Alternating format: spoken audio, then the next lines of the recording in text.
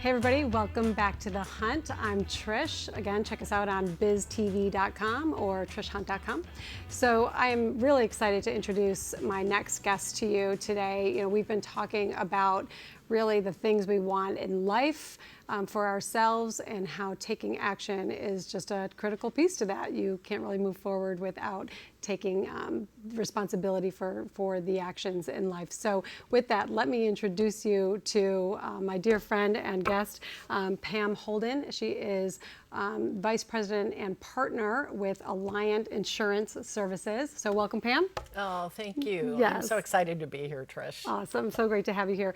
So as I said, we've been talking about the show. It's always about, on the hunt, inspiration and encouragement and stories that really inspire others to, you know, just to get on with their lives and move forward and take that action and take that responsibility. And you are just the epitome of that, not just in what you do today for your day job, but just who you are as a human being. So we're going to dive into all about you for further encouragement.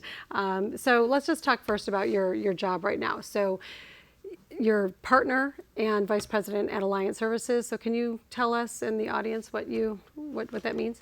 Yeah, so what I do is I'm an insurance broker, and I'm on the property and casualty side. And insurance has changed so much over the years, very complex. I typically work on global deals. I work on a lot of mergers and acquisitions, and I have teams that do due diligence for massive global programs. Actually, I just closed a deal in Hong Kong and 7 other countries, so amazing. Very excited. But then, you know, if somebody calls me and says, Pam, would you help me? We're building this home. And I said, okay, I'll get a team together for you, or whatever you need. And the resources at Alliant, we did $3 billion last year in revenue, and did about $26 billion in premium placement. And that's the insurance policies. Huge. It seems huge. I mean, from somebody that doesn't know that business, it feels like you're talking a little bit of a different language right now for me. But I mean, it's fascinating. And is it just have you always been in insurance? No. I actually was recruited to join Aon, which is the largest insurance brokerage in the world. And I joined, that was about 7 years ago. And already year 2, I was taking clients to Lloyd's of London. Yes. And that's like the mecca of insurance, which is just quite an experience. But so I've kind of fast-tracked in the insurance world, but I think what really sets me apart is just following up and being part of the strategic team within a company, in terms of being there and looking for all the different risk exposures. So I just try to get really involved. So let's dive into that for a second. So obviously, your background it's is finance. Mm-hmm. Exactly. So over time, you've kind of made your way into this world of insurance, and it is fascinating because, I mean, it is global in nature. The dollar values are massive, right? Yeah. And so for you, and then to lead up to your own kind of section of the firm, or as partner, you run your own segment or side of it, right? Yeah. I have my own practice. What's interesting about insurance, usually it's not just a piece of paper that you sign off on.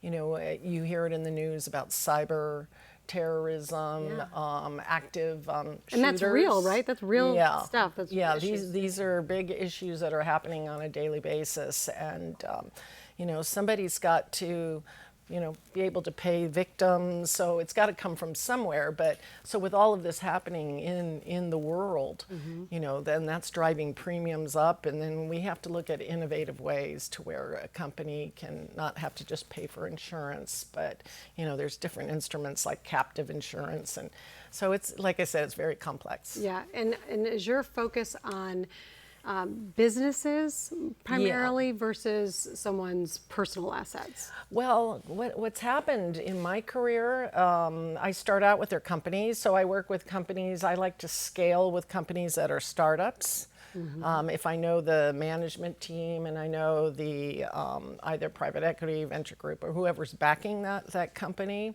I like to be in there in the beginning. But then I have several clients that are over $12 billion in revenue. You must have some fun stories, because I imagine you have to go visit them or go to their offices or things like that. I've just seen it all. So yeah, it's interesting. How long have you been doing this now? Just 7 years. 7 years. Amazing. And you've just catapulted to really just the 1% of women, you know, in this business, as well as, I'm sure, you know, your book of business. It's just, but I've been a trusted advisor in the business community for the last 25 years. Yeah, so you fascinate me because you do so many things and have done so many things throughout your life. And just as a woman in business, what would you say, you know, is the most important quality that you exhibit or demonstrate, you know, to be such a success? Well, I think it starts when I was a little kid. I never liked hearing no. So my dad would never say no to me. It's the greatest salesman in the world, the 2-year-old, right? Yeah, he would say maybe. And actually at this other firm I worked at, it was BDO, it was a global CPA firm. The partners knew right there, don't ever tell Pam no. And I guess if it's a glass ceiling or whatever it is, I don't take no for an answer. So I just look for ways, and that's what you have to do. I don't think it matters if you're a female, male, or whatever. It's just that drive somebody has. But you know, there's been a lot of challenges being a female in this type of business. And what would you say gets you over those humps? It's got to be partly just your fun personality and your ability just to shrug things off, because I know that about you. So no, I mean it's just bringing value. Yeah.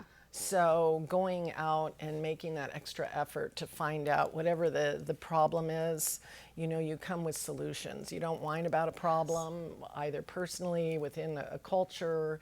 It's like, okay, let's identify this problem or challenge. I don't like to use problem, I say challenge. And then right away have a solution. And that's one of the things that I do on a daily basis. And that's what makes people trust you.